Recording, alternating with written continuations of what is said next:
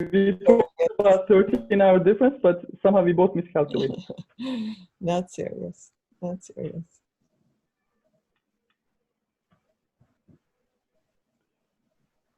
Okay. Maybe we can begin with the congratulatory videos. I don't think Dr. Naim will miss much with the congratulatory videos. Okay, it's 10 a.m. in South Korea. So maybe we could begin. And in the meantime, I'll keep track of Dr. Naim. My apologies. It's always very difficult actually to keep track of different time zones when doing international programs, especially in this era of virtual panels. Welcome everyone to our panel entitled Rethinking Crisis Management and International Cooperation Amidst COVID-19. It's organized by New Silk Road Institute based in Seoul in cooperation with Center for Interdisciplinary Research on China at Kunming University, and the program is supported by Embassy of the People's Republic of China in Korea and Korea-China Association for Cultural Exchange. So we have 6 experts with us. I'll introduce the experts later. We will have 4 great presentations on Korea, China, Japan, and United States. And we will have 2 discussants to talk about the contents of the presentations. First, we will begin with congratulatory remarks. Can we first see the program again before we move on? Can we see the program? Sure.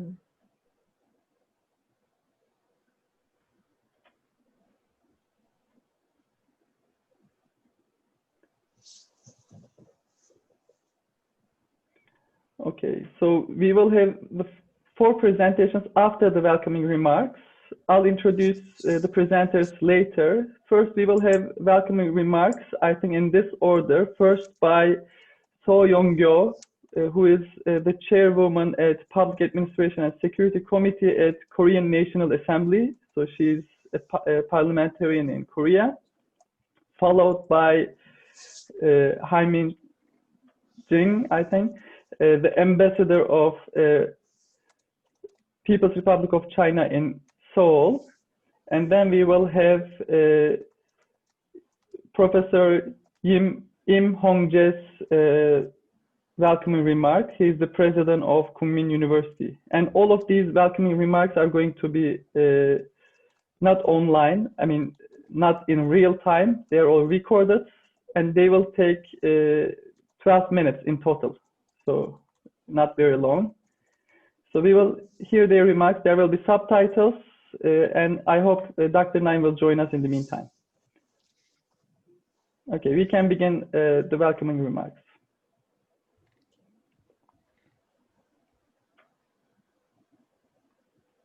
팀장님 시작해도 됩니다.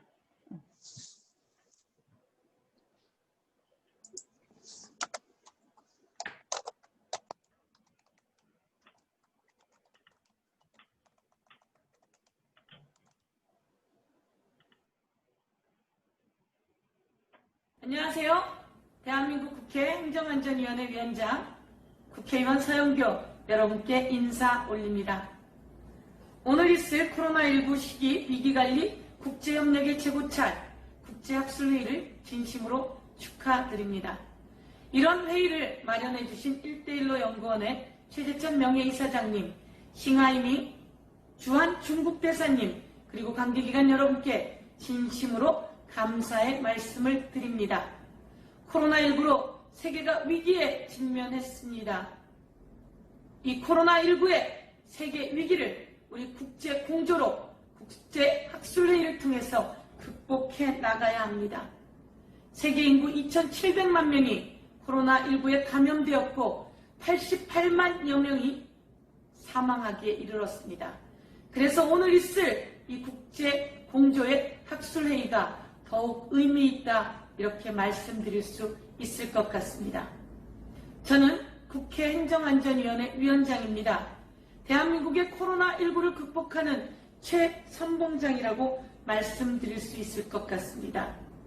코로나19 극복을 위해서 공공의료를 확충하기 위해서 감염병 예방을 위해서 질병관리본부를 질병관리청으로 한 단계 승격시키는 법안을 저희 행정안전위원회에서 만들어서 제가 방망이를 두들겨 통과시켰습니다. 코로나19 확진자가 나오면 병원으로 이송하는 책임을 지고 방역도 책임을 지는 119 소방대가 저희 행정안전위원회 소관기관입니다. 코로나 감염을 확산시키고 방역을 방해하면 법적 처벌을 하는 경찰도 저희 행정안전위원회 소관기관입니다. 얼마 전 있었던 4월 15일 대한민국 총선의 선거를 관리했던 선거관리위원회도 바로 저희 행정안전위원회 소속기관입니다. 이렇게 훌륭하게 방역을 제대로 해내었다고 해서 세계는 대한민국의 K-방역을 극찬해 주었습니다. 그러나 마음을 놓아서는 안 됩니다. 다시 또 한 번 코로나19 확산이 일어나고 있었습니다. 잠시 방심한 사이에 그런 확산이 일어났습니다. 이제 국민이 온 힘을 다해서 코로나19를 극복해야 합니다. 의료진, 그리고 봉사하는 분들, 그리고 방역하는 모든 분들이 하나가 되어서 코로나19를 극복해내었습니다. 코로나19는 지구의 반격이다 이런 말도 있습니다. 자연은 결코 용서하지 않는다 이런 말도 있습니다. 어쩌면 인간이 자연을 훼손한 대가가 아닌가 생각해야 합니다. 이제 코로나19로부터 인간을 지키기 위해서 백신을 만들고 치료제를 만드는데 국제가 공조해서 하나로 힘을 합쳐야 합니다. 그리고 지구온난화 등 병들어가는 자연을 치유하기 위해 우리가 힘을 합쳐야 합니다. 국회행정안전위원회 위원장은 예산과 정책으로 여러분을 지원하도록 하겠습니다. 다시 한번 오늘 학술대회가 더욱더 잘 치러지기를 기원하면서 여러분을 위해서 열심히 지원하겠다고 약속드리겠습니다. 여러분과 함께하는 국제공조 화이팅!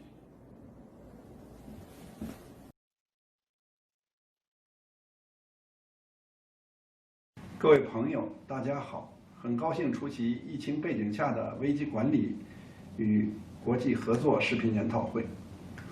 我谨代表中国驻韩国大使馆对此表示祝贺，向共同主办此次研讨会的韩国“一带一路”研究院和国民大学中国人文社会研究所表示敬意，对为本次研讨会付出辛劳的工作人员表示感谢。2020年，一场新冠疫情使各国人民生命健康面临前所未有的威胁。面对100年最严重的全球公共卫生突发事件，在习近平主席坚强领导下，中国政府迅速果断采取超常规的防御举措，统筹疫情防控和经济社会发展，在较短时间内有效控制了疫情，不仅维护了中国人民的健康安全，而且为世界抗疫斗争做出了重要贡献。在全球抗疫合作中，习近平主席同文在寅总统保持密切沟通，就中韩共同抗疫、促进两国关系深入发展达成广泛共识。中韩两国人民守望相助，合作抗疫，诠释了患难见真情的真谛。两国率先成立联防联控合作机制，首创开通便利重要急需人员往来的快捷通道，不仅在国际上树立了典范，更为因疫情受创的世界经济注入了强大的信心与动力。本次研讨会将主题定为探索反思疫情背景下的危机管理与国际合作，具有很强的现实意义。纵观全球历史，人类的相互依存从未像今天这样紧密相连，面临的风险也从未如此频繁莫测。气候变化、网络安全、恐怖主义、跨国犯罪等非传统安全挑战，给世界带来现实威胁。类似疫情危机的全球性挑战，未来仍会发生。面对不分国界、不论民族的全球性挑战，推动构建人类命运共同体是符合时代潮流的正确选择。而推进“一带一路”建设，则可为各方团结抗击疫情、促进恢复经济提供重要平台。以抗击疫情为契机，中国将秉持人类命运共同体理念，积极开展抗疫国际和地区合作，深入参与全球公共卫生治理，同各方一道，加快推进健康丝绸之路和绿色丝绸之路，开辟“一带一路”国际合作更加美好的未来。借此机会，我愿提及数据安全问题。当今世界进入数据化时代，数据安全风险和挑战日益突出，成为国际社会普遍关心的问题。不久前，王毅国务委员兼外长出席全球数字治理研讨会，提出全球数据安全倡议，呼吁构建和平、安全、开放、合作、有序的网络空间命运共同体。这一倡议旨在维护全球数据和供应链安全，推动数字经济发展，为制定公正合理的数据全球规则提供蓝本。这也是中国为维护全球数据安全作出的庄严承诺。该倡议若得到积极响应和落实，必将营造开放、公平、包容的数据环境，充分发挥数据对全球创新和经济增长的巨大推动作用，造福世界各国人民。今天参加本次研讨会的中韩日美4国学者，都代表了各国在危机管理和国际合作领域的顶尖水平。希望大家通过相互交流与深入探讨，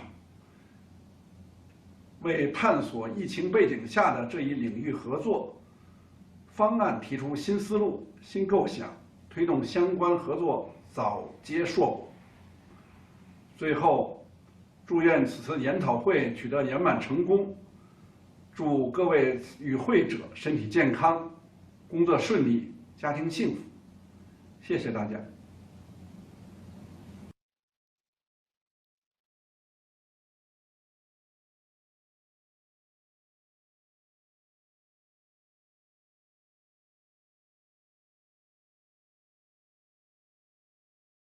안녕하세요. 국민대학교 총장 이몽재입니다. 코로나19 시기 위기관리와 국제협력 재고찰 국제학술회의를 우리 국민대학교에서 개최하게 되어 진심으로 기쁘게 생각합니다. 특히 코비드19로 전 세계가 이제까지 경험하지 못한 위기를 맞고 있는 이때에 세계적인 석학들이 모여 코로나19 위기관리와 국제협력에 대해 성찰하는 시간을 갖는다는 것은 시의적절하고 매우 의미 있다 하겠습니다. 인류가 하나의 공동 운명체이기에 우리 모두가 코비드19를 성공적으로 이겨내기 위해 힘을 합해야 한다는 것에 누구나 같은 생각일 것입니다. 그렇기 때문에 코비드19 시기 위기관리와 국제협력을 평가하고 고찰하는 이 회의에서 발표될 저명한 여러 학자님들의 의견에 깊은 관심을 가질 수밖에 없습니다. 위기관리 분야의 세계 최고 전문가이신 레이 짜오 교수님, 루이스 K. 컴포트 교수님, 네임 카푸쿠 연구소장님, 유신 킴 교수님, 또 주재우 교수님, 윤경호 교수님의 발표와 토론에 감사드립니다. 한국 1:1로 연구원과 국민대학교 중국인문사회연구소가 지난 6개월 동안 본 국제학술회의를 준비하느라 많은 고생을 하신 것으로 압니다.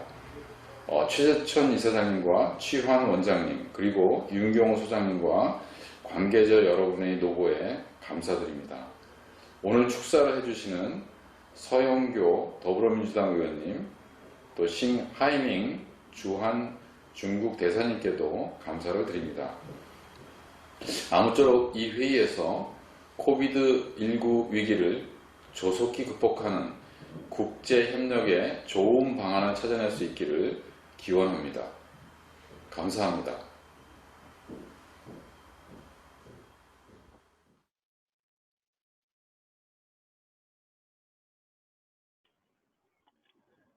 I think we really had an opportunity to listen to very important points, especially by Ambassador. Okay, I thought something was happening on my screen. Anyways, so I think it was really important that Mr. Ambassador talked about a global initiative on data security and rulemaking in this area for open, fair, and inclusive data environment. And this coming from China, I think is very important. Maybe something to be discussed at the later stages of this panel. With this, now I'll begin the panel. While in the meantime, trying to reach Dr. Naim. Our first presenter is Dr. Yushim Kim. Her presentation is entitled MERS Code to COVID-19 in Korea, Organizing for National Public Health Emergencies, in line with her recent publication. Dr. Yushim Kim is an associate professor at the School of Public Affairs and a senior sustainability scholar at Arizona State University. She has served as a co-editor of environmental policy for Journal of Policy Analysis and Management. Her research focuses on environmental justice and policy, as well as public health service provision and management. Her methodological interest is to explore the benefits and shortcomings of developing analytical tools that can structure the complexity of systems such as agent-based modeling, qualitative comparative analysis, and social network analysis. She and her colleagues published a book in 2015 entitled Rethinking Environmental Justice in Sustainable Cities, Insights from Agent-Based Modeling. With this, I would like to welcome Dr. Kim. Thank you. I'll share my screen, so I have to stop somebody's screen. How does it look? Does it look okay? Yes, it looks just fine. Okay. So thank you for the invitation to this important panel in the middle of COVID-19. This talk is based on my recent publication in American Review of Public Administration with Dr. Sung-Suk Oh at Hanyang University in Seoul and my doctoral student Chen Wang in Arizona State University. Just very brief background of this talk. My interest in infectious disease go back to a decade ago. In 2009, many countries experienced the H1N1A, and it was no exception for Arizona at the time. And I worked with epidemiologists, applied mathematicians, engineers to simulate government risk communication effort to the public during the crisis and to help the state tabletop exercise with practitioners using simulation models. About 5 years ago, another event, MERS in South Korea, got my attention. I met a group of researchers at Hanyang University in Seoul who was interested in my simulation research, and I proposed them to study MERS response network as part of their research project funded by Korea Research Foundation since 2018. I have collected, analyzed, and published the complex response networks organization in their national plans, as well as implemented during the MERS crisis with the computer scientists and engineers in Hanyang University. We are in year 2020 with one of the major events in human history called COVID-19. For the last 6 months, I have set up another research project focusing on United States COVID-19 policy and its impact on the population's information-seeking behavior on social media with other colleagues in ASU and another institution in the United States. With this background in mind, I would like to talk about Korea's national infectious disease management system in today's talk. I'll start with the CDC definition of epidemic and pandemic. Both talk about the prevalence of a disease, but the scale of impacted area and population are different. Epidemic refers to the prevalence of disease within a geographical area, but pandemic refers to the epidemic that has spread over several countries or continents. The challenge of this definition is that the specific threshold to define what pandemic is not clear. For example, 2009 H1N1 and 2020 COVID-19 was declared as a pandemic by WHO, but I don't think MERS was the case. The number of cases impacted by the MERS was smaller than the two events that I just mentioned, but it was broken out in 27th century with a sizable number of cases and deaths. So some factual information about MERS epidemic and COVID-19 pandemic in South Korea. MERS in 2015 was a mind-boggling event from my point of view at that time when I was exposed to this event in terms of the number of confirmed cases, number of deaths and so forth. However, thinking about the event in the middle of COVID-19, I feel like it was a small episode. The size and the impact of COVID-19 is much bigger than MERS epidemic. As you can see on the right side of the figure, Korea has 19,000 confirmed cases as of August 29 and 316 deaths according to the WHO information. For today's talk, I need to explain a piece of information which is very important. In terms of infectious disease, Korea categorized the risk as 4 levels. Blue as the lowest level indicate that there is an outbreak elsewhere while it is not imported to the country. Yellow means that there is a domestic case reported. Orange means that disease spread to other parts of the country. And red indicates widespread community transmission throughout the country. This risk assessment is very important because it is the basis of the country's response action prepared for and will be performed during the infectious disease outbreak. The national plans include organizational plans and response action that correspond to this risk assessment level.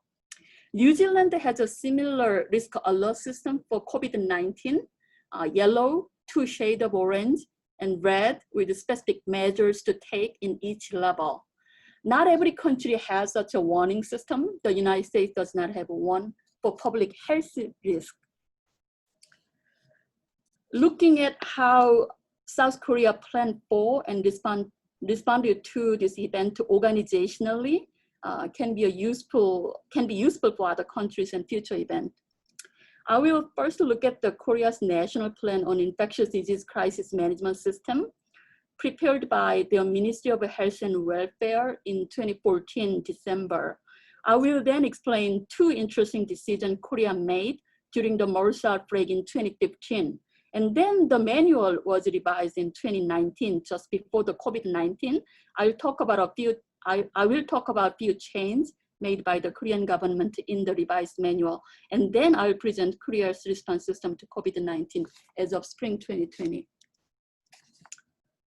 Let me show you an organizational chart in the manual, standard manual of the Korea, published just before the MERS outbreak. This manual defines which organization and agency, especially at the central government level, are supposed to coordinate and collaborate with whom. Here, the solid lines meaning coordination and dotted line means potential collaboration between the agencies. At the top, there is an Office of the President, and then there is an Office of Prime Minister and Minister of Health and Welfare, and then KCDC underneath, and then there is a local government. During the emergency, different types of ad hoc organization will be formed in each of those agencies. It all depending upon which risk, what is the level of the risk the country assessed at the moment. Two interesting things that I would like to mention here. The KCDC was planned to be in charge of responding to the crisis at the yellow or orange level. At the red level, the Ministry of Health and Welfare was planned to be in charge of responding to the event, collaborating with the Ministry of Public Safety and Security, which was disestablished in 2017. The red text is what I inserted here by myself. It is written in the manual, but not explicitly in this organizational chart in the 2014 manual. Second, when the crisis become really serious, they plan to respond to it by creating Central Safety Management Committee led by the Office of Prime Minister. This was their plan before the MERS. During the 2015 MERS event, Korean government made two interesting decisions. First, they responded to the event at the yellow level until the end of the crisis, even though MERS case was confirmed in other parts of the country. So there was some discrepancy between what they planned and what decision that they made with regard to assessing the risk in the country. And second, they created an ad hoc organization called Central MERS Management Headquarters. This ad hoc headquarters was not the organization in the standard manual that you saw. This organization looks like sort of combination of functions of the headquarters that was supposed to be established in KCDC at yellow or orange level, and the one in that was supposed to be established in the Ministry of Health and Welfare at red level. This was very interesting ad hoc organization that Korean government created at that time.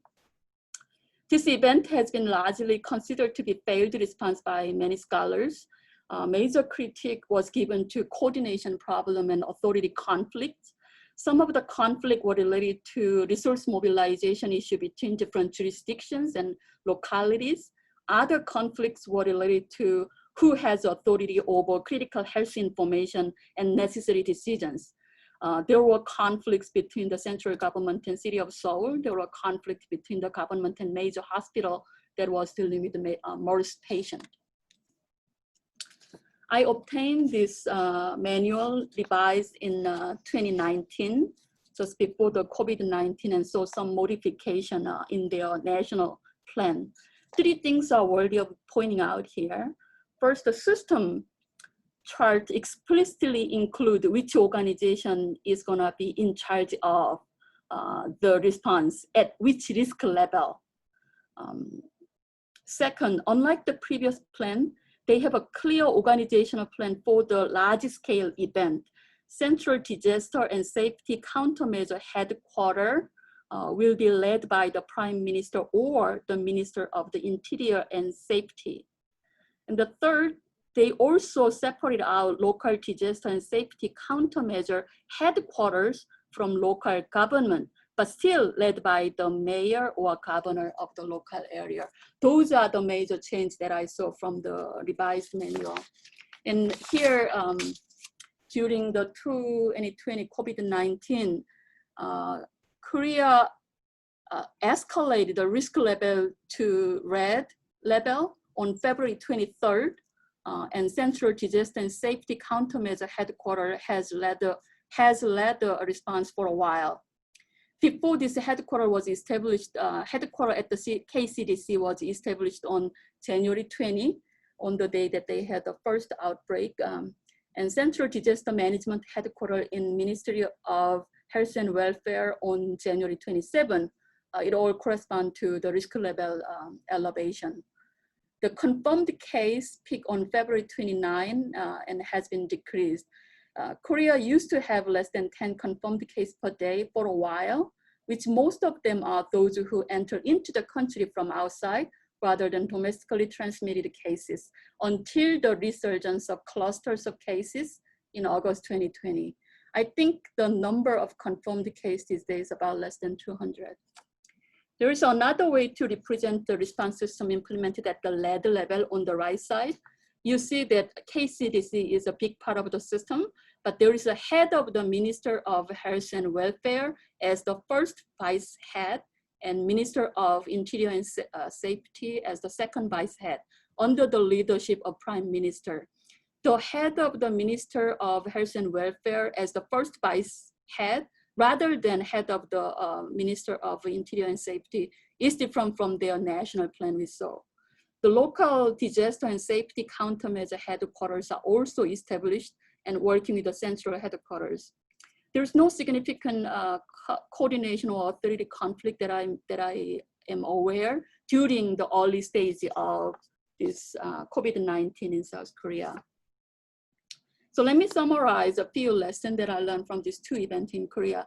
First, it is really difficult to project the scale of emerging infectious disease in advance because its contagious nature and its exponential growth, as well as the ability to cross the geographical boundaries.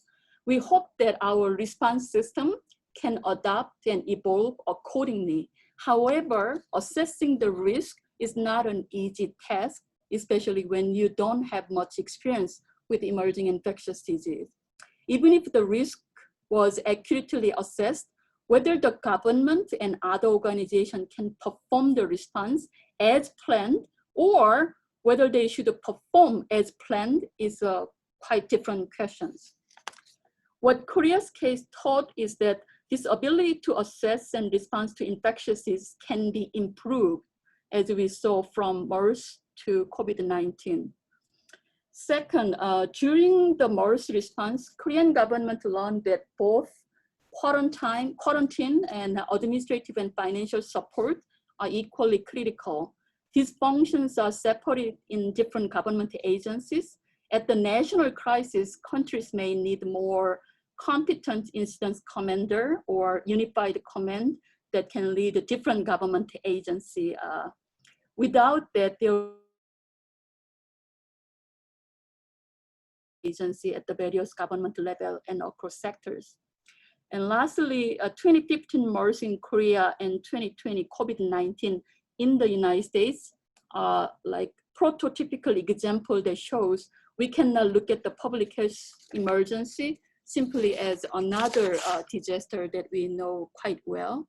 We are seeing how risk and uncertainty contribute to the confusion and challenge of everybody's decision making, including policymakers and the public, and also how they can be manipulated by some of the players.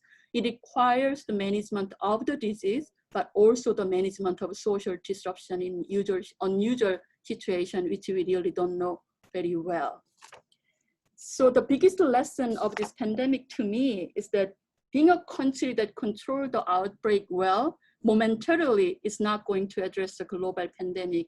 In early spring 2020, Singapore responded so well at the beginning of the outbreak, but they were experiencing a spike again around April and May. Korea is experiencing the cluster of cases again in August 2020. We cannot stop people or the virus moving around across countries in this connected world. It requires global effort to be truly effective in the situation like this. But how? I don't have an answer. I think that this is the right time to discuss the question and make the progress to prepare for the next one that must come, but which we just doesn't know when. Thank you for listening. Thank you very much, Dr. Kim. It was a great presentation. And now we have Dr. Kapucu with us. I'm really sorry, Dr. Kapucu and the rest of the panels. I gave the wrong time to Dr. Kapucu, but he was super efficient to join us in no time. Again, welcome. Dr. Kim's presentation was very important. I'm sure that the discussants will talk about it, but very briefly, I think what we learned from Korea's case, probably the most important lesson here is that one can learn from failures to make successful crisis management, as in the case of Korea's failure in responding during MERS crisis, and currently doing a relatively good job during this COVID-19 crisis. Thank you very much. Now we will have the presentation by Professor Lei Zhao, entitled Promoting Global Cooperation in the Fight Against Epidemic with a High Quality Development of the Belt and Road. Dr. Zhao Lei is a professor of the Institute for International Strategic Studies of the Party School of the Central Committee of CPC. He is the PhD supervisor, director of the Institute of International Relations and the Belt and Road. He is a member of the International and Regional Studies Expert Committee of the Ministry of Education, a member of the Central Enterprise Youth Association, Deputy Secretary General of the Decision Advisory Committee of the National Ethnic Affairs Commission, and an expert of the Belt and Road Economic and Trade Cooperation Expert Group of the Ministry of Commerce. And last but not least, top young talent of the National Special Support Plan for High-Level Talent. With this, I welcome Dr. Lei Zhao. Okay, very nice to be, very honored to be here to share my opinion on anti-epidemic and Belt and Road Initiative. My topic is promoting global anti-epidemic cooperation with high-quality Belt and Road development. The Belt and Road Initiative is a sort of public goods provided by China in its participation in global governance and an important practice for building a community with a shared future for mankind. On June 18 this year, a video conference on Belt and Road cooperation was held in Beijing. In his written speech in the meeting, President Xi Jinping proposed to build the Belt and Road into a cooperative road to unite countries and to meet challenges, a road of health to safeguard people's health security, a road to recovery that promotes economic and social recovery, and a road of growth that releases development potential. His speech pointed out a new direction for the high quality development of the BRI. First, unity is the foundation to build a road to cooperation that unite countries in the face of challenges. The COVID-19 epidemic is an accelerant for the major changes unseen in the century, and many international consensus have been subverted and reshaped. The epidemic is the third major event that has changed the world's agenda in the 21st century. The first two were 9/11 attack in the 2001 and the global financial crisis. Major events since 2017, such as a trade war launched by the US and Brexit, have exerted a negative impact on the international community. The COVID-19 epidemic has made the situation even worse, leading to a significant increase in instability and uncertainties. So many countries have therefore felt unprecedentedly helpless. Looking back at history, there are precedents for major international crises strengthening international cooperation, but also cases intensifying competition. So trust, peace, development, and governance deficits, and even solidarity deficits are serious challenges that all mankind needs to deal with together. So the Belt and Road international cooperation right now is facing challenges. In fighting against the epidemic, many countries have locked down cities and even the countries for public health regions. Many international cooperation projects have stopped. However, B&R will not stop. So it is necessary to strengthen the unity of the international community through building a global partnership of connectivity. So the implication of B&R is connectivity.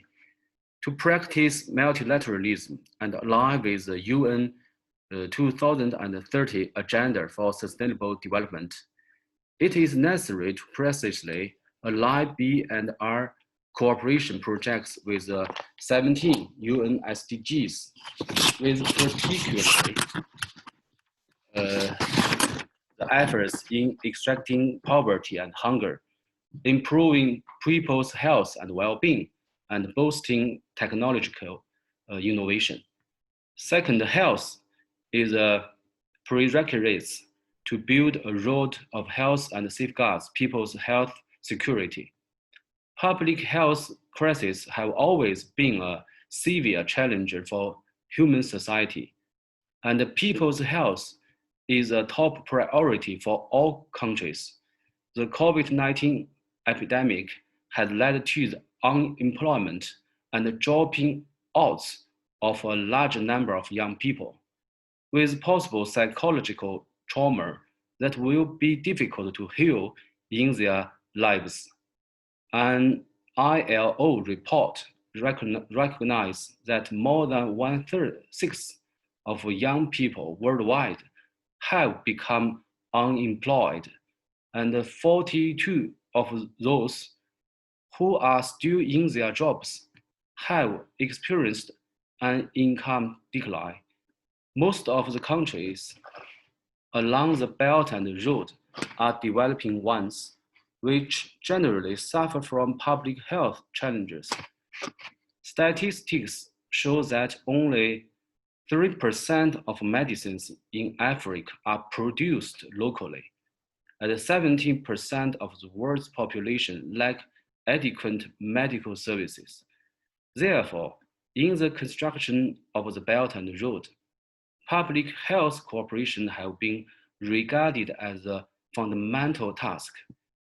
In as early as 2015, the National Health and Family Planning Commission of China issued a 3-year implementation plan for promoting the Belt and Road health exchanges and cooperation. Despite the achievements on the above-mentioned efforts, there are still few landmark projects and blended projects on public health cooperation in the BRI framework before the outbreak of the epidemic.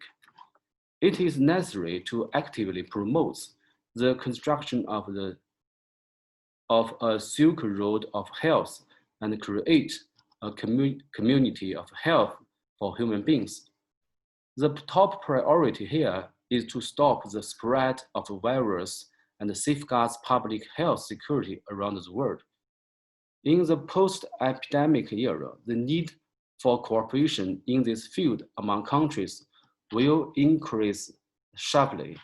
In the framework of the Silk Road of Health, we must accelerate the construction of public health infrastructure and improve the efficiency and sustainability of global public health system and can benefit all mankind. Moreover, it is necessary to fully mobilize the enthusiasm of enterprise in all countries to give a land in building a community of health for human beings. It's also needed to further strengthen international cooperation on the prevention and the control of infectious diseases or maternal and child health assistance, vaccine development. We also need to provide public goods in the health fields such as health education and personnel training. Third, recovery is the key to build a road to recovery that promotes economic and social recovery. Due to the epidemic, the global economy will enter a period of a severe recession. On April 14 this year, the International Monetary Fund issued a report predicting that global GDP growth will shrink by 3% in 2020. This epidemic will prove to be the first worldwide crisis that could drag both developed and emerging economy into recession since the Great Depression in the 1930s. The epidemic has made BRI countries turning into inwards way with shrinking demands for infrastructure, trade, and investment. Orders for many industry parks in BRI countries have reduced sharply, increasing the difficulty for them to attract investment. Many companies then have also switched to produce pharmaceutical materials. As far as financial support is concerned, international capital is generally constrained, and the international financial situation invests with caution. So it is necessary to encourage the construction of digital Silk Road and inject catalysts for economic and social recovery. It is necessary to strengthen the coordination of macroeconomic policies and promote an orderly resumption of work and production with the help of BRI. The initiative needs to put more focus on cooperation in sectors of digital economy, medical industry, and food safety, and cultivate new growth points in the fields of e-commerce, smart cities, artificial intelligence, and big data application, and strive to narrow existing digital divide. In short, this is a broad space for improvement in the Belt and Road digital infrastructure. A series of digital technology and service such as Internet of Things, 5G, artificial intelligence, and cloud computing will inevitably become the most prominent growth points in the Belt and Road international cooperation. Final, growth is a guarantee to build a growth path that unlocks development potential. The world economic growth is losing momentum with more complexity. The BRI is a successful example of inclusive growth in the global economy. In essence, it is to generate new demand and rebalancing the world economy through increasingly effective supply. The academic has affected not only policies, but economy, but also social psychology and ideology. Many existing imbalances and the fragmentation of the international trading system has become more and more obvious. It is necessary to keep strategic determination to build the Belt and Road. The BRI countries are very willing to cooperate, hoping to boost their own development through international cooperation. In the future, it is necessary to set high standards, improve people's livelihood, and align with sustainable goals. The exemplifying role of production capacity cooperation should be emphasized to help developing countries on the road of industrialization and modernization. Many BRI countries have put a priority on agriculture, but lack of public health service capacity. Therefore, we should strengthen the construction of featured parks, such as parks of agriculture industry and of pharmaceutical industries. We should further cooperate on food production and processing, agricultural product trade, medical and health, etc. So in short, the global academic has challenged this initiative in many ways, but at the same time, fully provides its resilience and vitality. So in this very special period, I think the Belt and Road Initiative show its importance, even facing a lot of challenges, but its importance and the potential at the same time is obvious. So that's my opinion. Thanks a lot. Thank you. Thank you very much. Again, I'll leave detailed discussion to discussants at the end of our panel. But very briefly, crises usually bring individuals and states to a crossroads where they have to make new decisions, some changes. And Dr. Zawley talked about COVID-19 bringing us to a crossroads where countries have to make a decision whether they would compete more fiercely, whether this crisis would ignite a competition between them, or they will see this as an opportunity for more cooperation in emerging areas such as food safety, digital data protection, Internet of Things, very important fields. And he also talked about China's Belt and Road Initiative and how it facilitates connectivity in line with UN SDGs, and it came at a time when COVID-19 requires cooperation between states. So I'm looking forward to more discussion from our discussants. With this, let's have a 10-minute break. I'm sure you have many online meetings.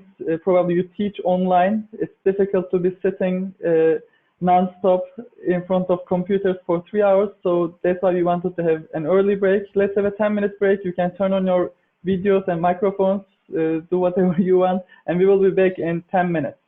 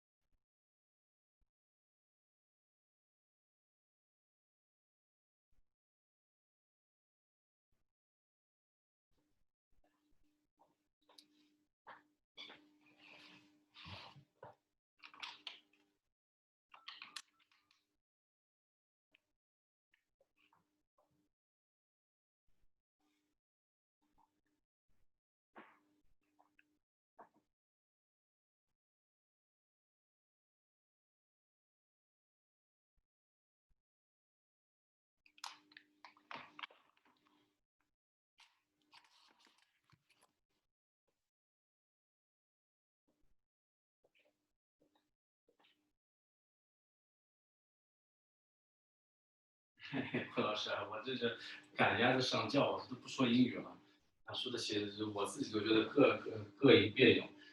一会儿这样，何老师啊，等到那个最后还有半小时的互动环节啊，到时候你看我跟彭飞说一下，你就直接再回来的时候，你看能不能直接把那个你的视频就加进来。现在我看不到你的视频，到时候那个环节你来负责咱们对话，好不好？我估计他们也不会问什么太多的问题。我这个说的太费劲了，我这太这个费老劲儿了。你就替我进行这样的环节，好不好？